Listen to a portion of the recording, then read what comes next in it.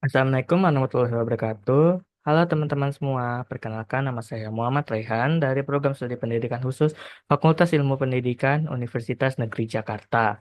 Eh, Hari ini saya akan merekomendasikan dua komik dan satu buku untuk teman-teman yang sekiranya sekarang sedang menempuh pendidikan di Program Studi Pendidikan Khusus maupun untuk teman-teman yang masih awam dan umum nih. Oke, langsung saya share screen ya.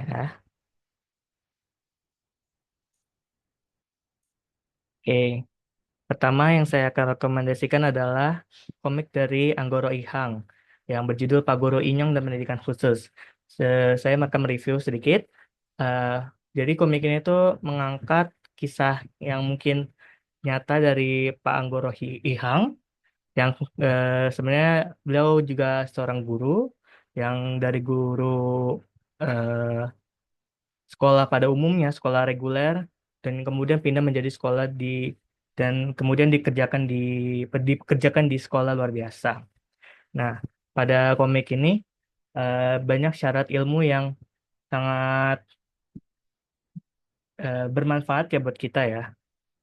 Terutama di sini tuh karena emang sifatnya hasil apa kisah nyata dari Pak Anggoro Ihang atau karyanya ini dalam eh, karakternya yang bernama Pak Inyong ya. Jadi emang komik ini sangat bagus dan sangat saya rekomendasikan untuk teman-teman semua.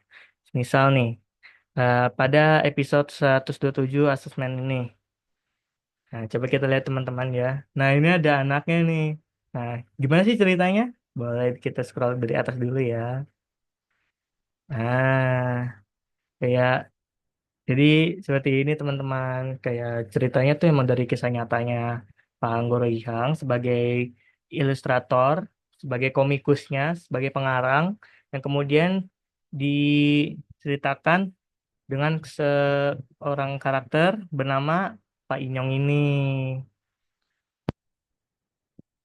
Ya, kurang lebih seperti ini teman-teman. Jadi memang di sini tuh banyak kasus-kasus dari anak berkebutuhan khusus, mulai dari hambatan intelektual, atau mungkin ada juga yang Down syndrome, ada juga yang mungkin uh, ada punya kesulitan belajar. Nah, di sini sebenarnya walaupun memang tidak dijelaskan secara gamblang, namun dari beberapa anak yang dapat kita lihat tuh bisa gitu loh kayak, oh ternyata tuh kerja di SLB tuh begini, begitu. Nah, kemudian ada satu komik lagi yang saya sarankan, yaitu The Real Lesson. Ini komik karya maaf, Chae Yong Taek dan Han Garam. Ini merupakan komik dari Korea yang berisi tentang anak-anak dengan emosi dan perilaku yang kayak mulai dari pelaku perundungan atau pelaku penjualan narkoba dan mungkin ada juga orang tuanya malah yang punya hambatan di emosi dan perilaku. Tapi teman-teman perlu diingatkan kembali bahwa apa yang diajarkan di sini jangan diajarkan juga ke anak yang punya emosi dan perilaku karena pada dasarnya ini komiknya komik aksi ya teman-teman. Jadi emang ada gimana ya ada kekerasan juga dari gurunya yang malah eh, mena- tidak kurang gimana gitu teman-teman. Ya, tapi komik ini sangat bagus ya teman-teman karena emang juga detailnya banyak detail seperti misalnya di episode pertama, nih maaf, ya, di episode pertama dijelaskan tentang misalnya ada penjelasan gini, ketentuan penyelenggaraan pendidikan dasar menengah dan atas di negara Korea Selatan tentang pasal 31 bimbingan kedisiplinan dan sebagainya.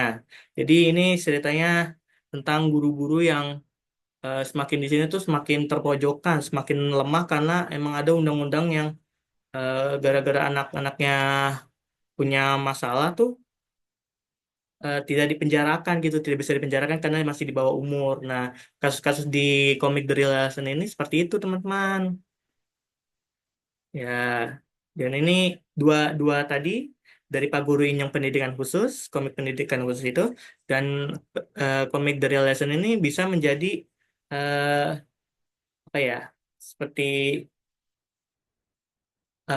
bisa menjadi eh, hal yang teman-teman bisa untuk observasi gitu, bisa melakukan penelitian kayak, oh ternyata anak-anak yang di sini tuh harus begini, anak-anak yang begini di sini tuh harus begini gitu. Kemudian ada buku dari Prof. Dr. Mulyono Abdurrahman dengan judul Anak Berkesulitan Belajar, Teori Diagnosis dan Remediasinya. Nah, kalau untuk yang ini, buku ini emang berisi teori-teori, pengertian, dan tentang anak berkesulitan belajar. Nah, misalnya pada bab satu yang ada di pengertian kesulitan belajar ini,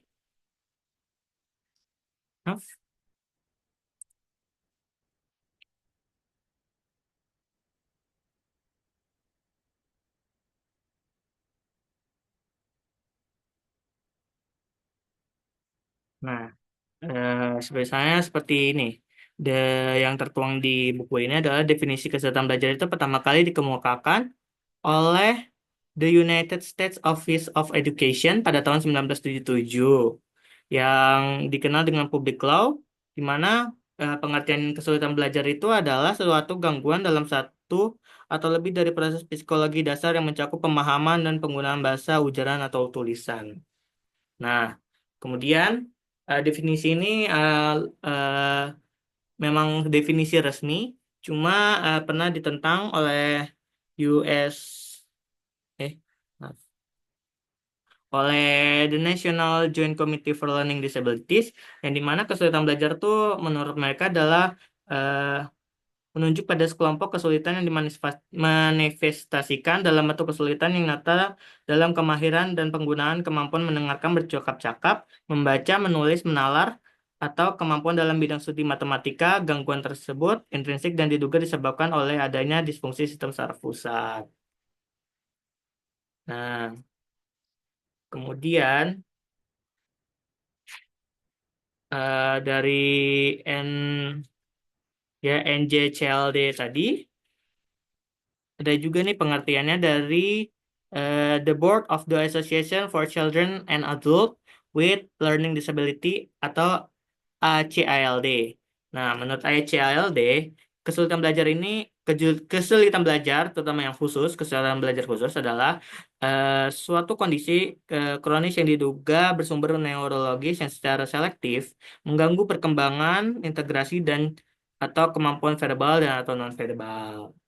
Nah, terus seperti halnya definisi yang tadi dikemukakan oleh NJCLD, definisi yang ditentukan oleh ACILD juga berbeda dari definisi dalam PL 94142 yang U USOE tadi.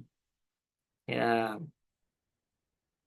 Nah, definisi NJCLD maupun definisi ACILD ini keduanya menyarankan bahwa kesulitan belajar diduga disebabkan oleh adanya disfungsi neurologis. Nah, definisi yang dikemukakan oleh ACILD memiliki perbedaan penting dari definisi yang lain. Perbedaan tersebut tampak pada kalimat terakhir yang menyatakan bahwa kesulitan belajar dapat melampaui kawasan akademik. Nah, kemudian Prof. Dr. Mulyono Abdurrahman juga eh, menuliskan dalam bukunya di mana ternyata di Indonesia itu belum ada definisi yang baku tentang kesulitan belajar ini. Karena pada umumnya seorang guru itu malah memandang semua siswa yang memperoleh prestasi belajar rendah disebut siswa berkesulitan belajar. Sedangkan dalam buku ini berkesulitan belajar itu tidak hanya terjadi pada anak-anak, namun juga terjadi pada orang dewasa. Nah, karena memang tidak ada konsep bakunya atau definisi baku tentang ini, maka Prof. Dr. Mulyono Abdurrahman eh, memberi seperti saran kayak seperti kiranya dapat mempertimbangkan untuk mengadopsi definisi yang dikemukakan oleh ACLD tadi untuk digunakan dalam dunia pendidikan di Indonesia. Nah, untuk hal-hal lainnya, eh, teman-teman dapat ya membaca buku ini lebih lanjut dan mungkin buku ini juga dapat dibaca untuk teman-teman yang mungkin tidak ingin membelinya, dapat membaca di Perpustakaan Nasional, Perpustakaan atau Perpustakaan Cikini, atau mungkin teman-teman yang di WNJ bisa baca di UPT WNJ. Sekian teman-teman, tiga rekomendasi buku, dua komik dan satu buku yang saya dapat berikan kepada teman-teman. Kiranya semoga bisa bermanfaat ya bagi teman-teman semua. Kurang lebihnya mohon maaf. Wassalamualaikum warahmatullahi wabarakatuh. Ciao.